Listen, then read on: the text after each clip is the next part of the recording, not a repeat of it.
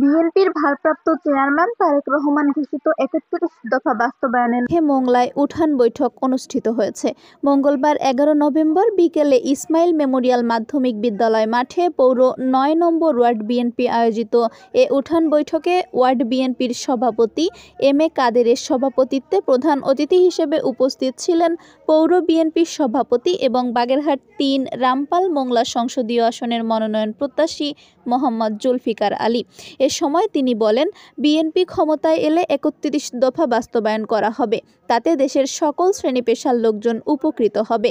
Fascist Awami League সরকার বিগত ১৭ বছরে দেশের সকল নিয়ম ও আইন কানুন ভেঙে সবকিছু উলটপালট করে রেখেছে। তারেক রহমানের ৩১ দফা বাস্তবায়নের মধ্য দিয়ে আবারও দেশের নিয়ম ও আইন কানুন ফিরে আসবে।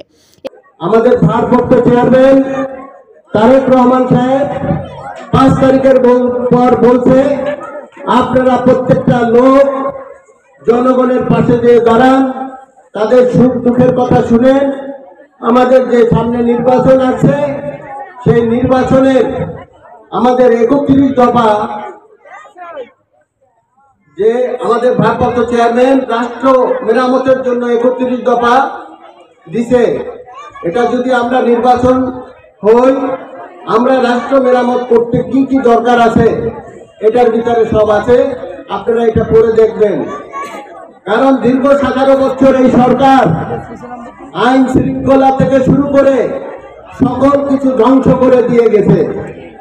এই সব ধ্বংস করতে আইনগুলা আবার পুনরায় সংস্কার করতে হলে আমাদের সংসদে যেতে হবে। সংসদে যেয়ে আমাদের এই আইনগুলো সংস্কার করতে হবে।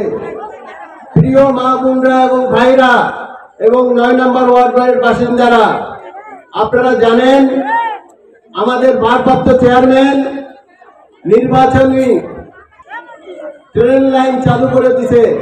সেটা ১৩৭ দিয়ে আমাদের নির্বাচনের যাত্রা শুরু হয়ে গেছে।